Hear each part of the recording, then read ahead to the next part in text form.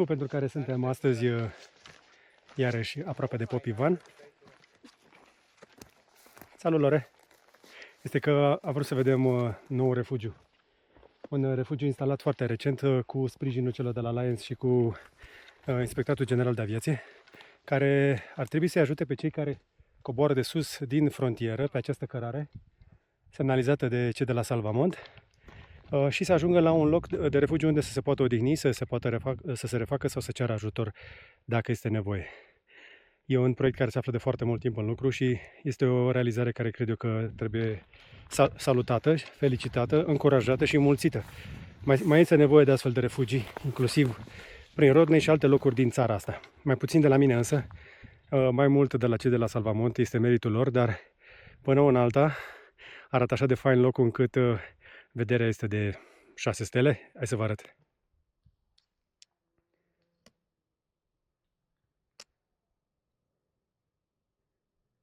Unele dintre cele mai tari locuri unde te poți caza nu au neapărat stele, dar au astfel de vederi de multe stele. Este locul meu preferat de aici, de sub Pop Ivan, imediat. De aici se vede minunat încolo, pe zeci de kilometri în Maramureșul istoric. În funcție de moment, de oră, de cum e vremea, poți să vezi 6-7 creste, una după alta, așa. Sunt nebunit după chestia asta. Însă, vederea asta superbă este parte din, să zic așa, e o stațiune, dar este o oprire care pentru foarte mulți poate deveni critică, mai mult decât necesară. Iar în minutele care urmează, vreau să-ți fac un mic tur pentru refugiul de speranță de aici, de sub Pop Ivan, pus în siguranță astăzi de prietenii noștri de la Salvamont Maramureș, asigurat frumos în cabluri, care are însă niște condiții un pic mai bune decât exteriorul. Trebuie să te pregătesc că nu este neapărat cel mai fancy, cel mai luxos, dar pentru cineva care se află într-un moment critic va găsi aici câteva lucruri importante. Și hai să ți le arăt ca să știi de ele. Și la sfârșit bonus o să spun cum accesez Wi-Fi-ul pe care m-am avut onoarea să-l setez eu. Hai să începem. Deci refugiul practic este un container. Este un container metalic din panou sandwich care toată ce închizi ușa începe să se încălzească pentru că ține căldura înăuntru. Asta este vestea bună. Este foarte bine ancorat, făcut pe platoul ăsta aici. Este asigurat cu o cameră de supraveghere, are lumini perimetrale, avea mai multe, dar am înțeles că vreo două de pe spate le-a fi luat vântul sau cineva. Poate pe viitor nu le mai ia vântul, dar pe față are o fereastră, are o ușă, are niște informații aici. Vedeți ce zice. Când vii, afli despre ce este vorba, ești încurajat să respecti evident toate lucrurile astea și afli și cine l-a donat. Meritul celor de la Lions în colaborare cu Lions din Germania, împreună cu DSU și cu Salvamont România. Aici este un panou cu cod. Codul e public. Codul e public? Codul nu e public. Nu e public. Transmis prin telefon. Deci dacă ai nevoie, suni și ți se dă codul. Suni la 112 și ți se dă codul. Și dacă ți se dă codul, poți să intri în adăpost și o să găsești în interior pur și simplu un spațiu unde să te poți odihni, cam așa. Gen așa. Acum, deocamdată sunt doar niște paturi, niște plăci de pal, bine ancorate, care se pot ridica, pe care poți să-ți pui un izopren sau o saltea. O să mai vină lucruri aici, dar aici pot să nopteze fără probleme chiar și 4 oameni, în niște condiții mai bune decât în exterior, în primul rând. Este o măsuță, acolo de desubt nu o să vă arăt prea multe, dar este o mică baterie și o priză USB și cu o conexiune la internet. Există iluminat la interior, iluminat cu LED, care este alimentat din niște panouri fotovoltaice care se află deasupra, un panou de siguranță și aici voiau cei de la Salvamont să instaleze și un grup sanitar. Din păcate, problema apei pe munte este cunoscută de cei care ajung pe aici și a fost dezafectat. Dacă are cineva o soluție deșteaptă pentru o toaletă cu duș, cu ce este nevoie aici, echipamentele există, rămâne problema de tratare, de sursă și de tratare a apei. În esență, așadar, nu este spectaculoasă, dar cămăruța asta poate să facă diferența între o noapte afară, în zăpadă, în avalanșă, în viscol și cum să zic, și o noapte în care să te poți adăposti. Iar aici în interior chiar temperatura este foarte bună pentru că pereții ăștia sunt foarte bine izolați. După ce ți-ai terminat șederea, apeși pe buton și ai ieșit.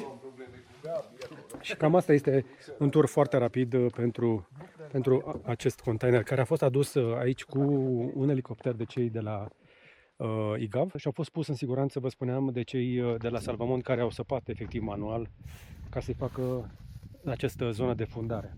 A fost ancorat foarte, foarte bine, prins în bride și nu va pleca de aici, nu o să le ia nici vântul și sperăm să nu fie nevoie să reziste și la avalanșe pentru că toată bucata asta de sus, acolo sus este fâșia de graniță, toată bucata asta de aici este expusă soarelui, este expusă sudic și iarna când ninge, partea de sus face poșghiță de gheață și după aceea risc să cadă la vale.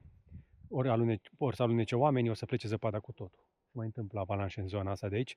Nu suntem pe un traseu montan neapărat, deși cei de la Salvamont au marcat, uite, o să vezi pe niște stâlpi aici în zonă, dacă o să ajungi vreodată.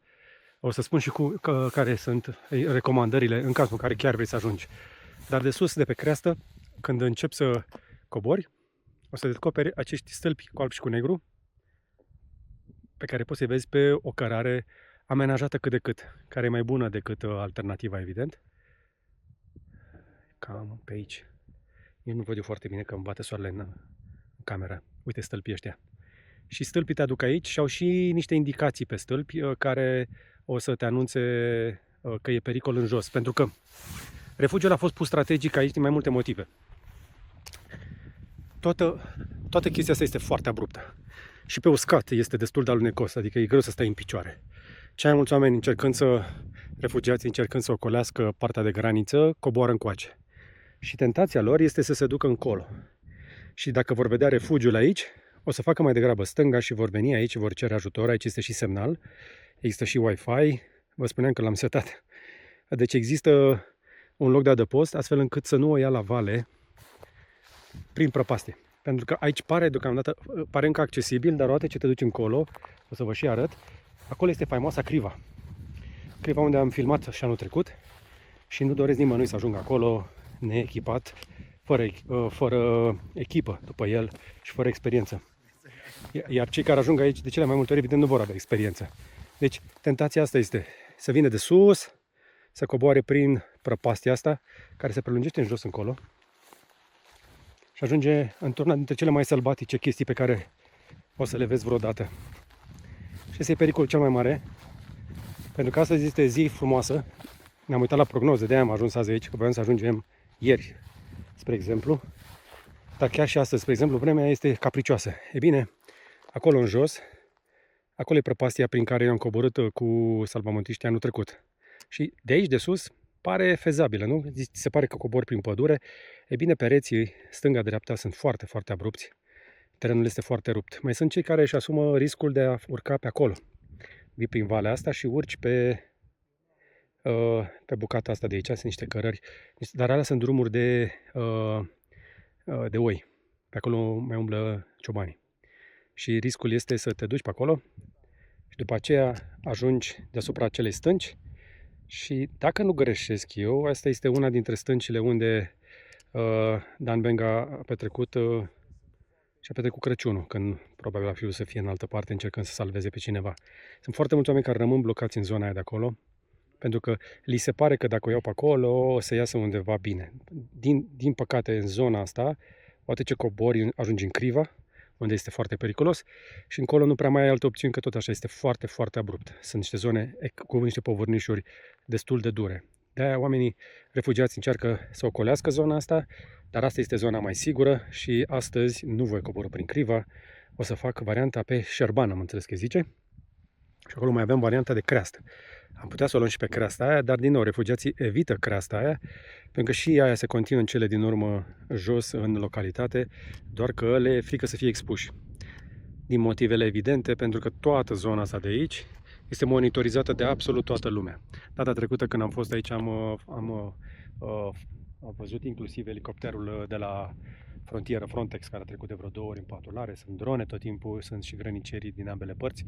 Deci nu e de joacă pe frontieră, pe granița asta nu se viața este un pic pe muchie subțire, și la propriu și la figurat. Dar dacă vrei să ajungi aici, planul celor de la Salvamont Maramureș, al lui Dan Benga mai ales, este să creeze aici această cărare a libertății și pe tot traseul s-au început să pregătească zone asigurate cu cabluri și cu tot ceea ce trebuie. Cu toate astea, dacă ai de gând să vii la Popivan, în zona asta de aici, recomandarea este întotdeauna să suni înainte la Salvamont. Sună la numărul unic Salvamont, spune-le că vrei să mergi și o să-ți răspundă cineva, chiar am auzit mai devreme, oameni din echipă, dând recomandări și sfaturi cuiva care voia să ajungă aici în zonă la un moment dat cu cortul. Dacă vrei să faci chestia asta, oamenii se bucură, evident, salvamontiștii se bucură când au turiști, au drumeți care vin aici, dar trebuie să știi unde vii și să nu te expui riscurilor nenecesare. Sunt bucăți absolut spectaculoase care arată, te zici că ești în Hobbit-ul, în Lord of the Rings, dar sunt și unele care te vor mânca pe pâine. Dar înainte te vor trece prin mașina de tocat, cu dinți de piatră. Așa că veniți și bucurați-vă de chestia asta. Vă las cu imaginile astea, care mie mi se par geniale și e un motiv pentru care mă întorc aici și nu cred că nici data asta nu va fi ultima.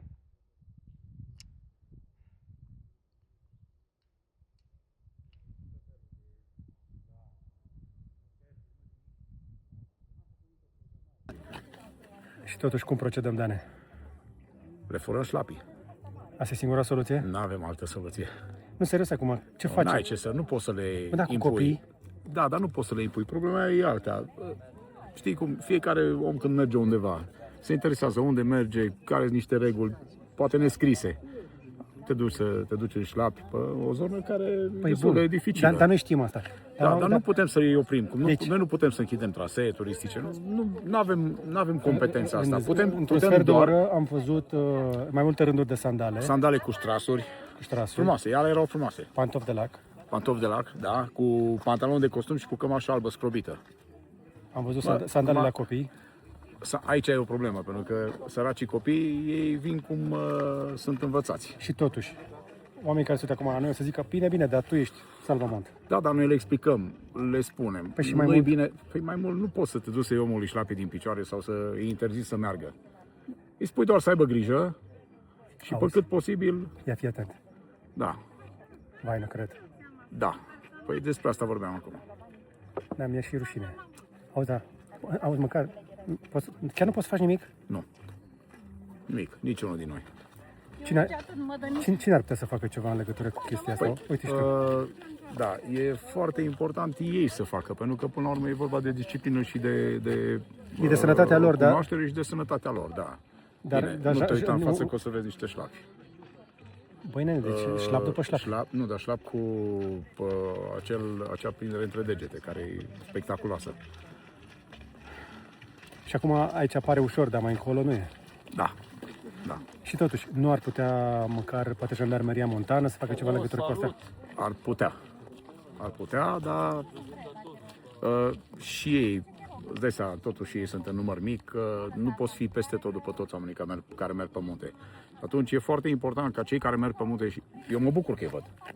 Mă bucur că îi văd pentru că vin la aer curat, să duc să viziteze, e un câștig pentru ei și pentru toată lumea. Dar trebuie să țină cont de niște reguli nescrise.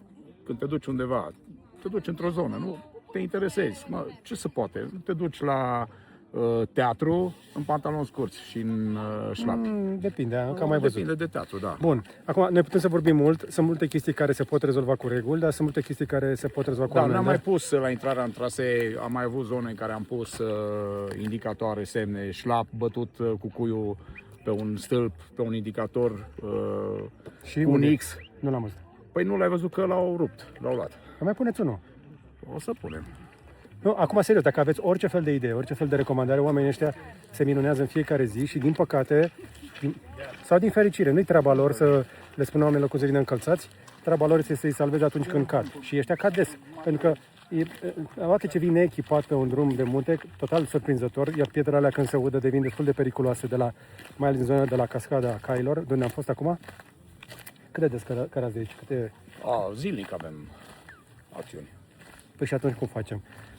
Pur și simplu suntem într-un fel de vid legislativ, o chestie care ar trebui rezolvată de bunul simț colectiv sau de lege legea ar fi, dar nu avem jandarmi destui care să stea efectiv să le spună oamenilor să se păzească pentru propriile lor sănătate, iar salvamontul nu le poate interzice, le poate doar recomanda și nu am văzut un singur om, și Dan a vorbit cu vreo 4-5 deja, să se întoarcă din drum sau să-și iau măsură de siguranță. Noi, în România, avem această ambiție că orice ne zice autoritatea vom merge înainte, că știm noi mai bine, dar măcar unul pe zi află că nu e chiar așa cum și-a imaginat el și e păcat să strici tot restul verii cu un picior în gips sau mai rău.